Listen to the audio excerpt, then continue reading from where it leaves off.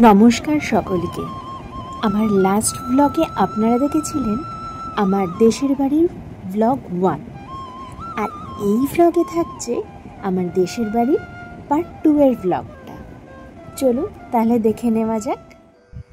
পাইকর নামের উৎপত্তি সম্পর্কে নির্দিষ্ট কোনো তথ্য খুঁজে পাওয়া যায়নি, তবে এটি সম্ভবত একটি আঞ্চলিক বা ঐতিহাসিক কারণ থেকেই এসেছে, যা বীরভূম জেলার অন্যান্য গ্রামের নামের দিনকে আরও একবার চলে গেছিলাম আমাদের ছাদ বাগানে।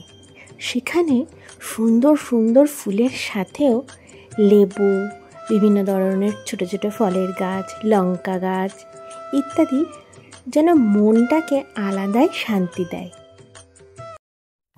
আমাদের গ্রামের আরেকটি ঐতিহ্যের জায়গা হলো এই শিব মন্দিরটি। এখানে রয়েছে 108টি শিব।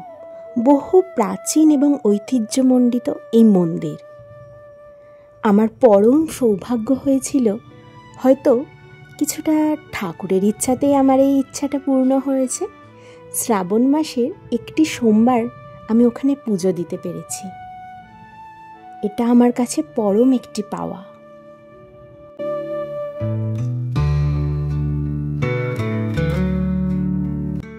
বুড়ো শিবের মন্দির ছাড়া নারায়ণ চত্বরে উন্মুক্ত বেদির ওপর গাছতলায় প্রচুর ভাঙা মূর্তি আছে।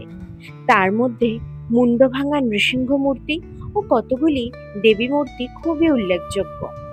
গ্রামের প্রান্তে জয় দুর্গা আছেন, চমৎকার মহিষমর্দিনী মূর্তি।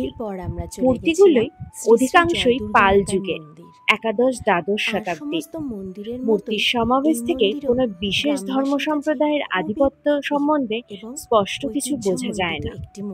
তবু মনে হয় পাল যুগের অন্যতম সমৃদ্ধিশালী সভ্যতার কেন্দ্র ছিল এই পাইকর, এবং বৌদ্ধ তন্ত্রযানী ও হিন্দু তান্ত্রিকদের বেশ প্রাধান্য ছিল সেখানে।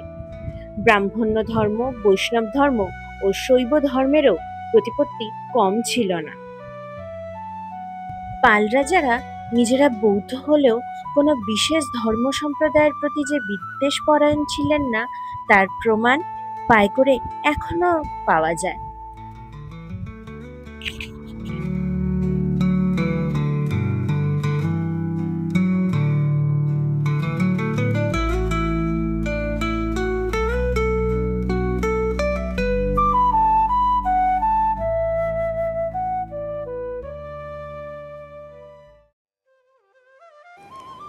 গ্রামের এই সুন্দর পরিবেশ, গাছপালা, মন্দির, পুকুর, রাস্তাঘাট আগের মতোই সারাক্ষণই আমার মনে থেকে যাবে।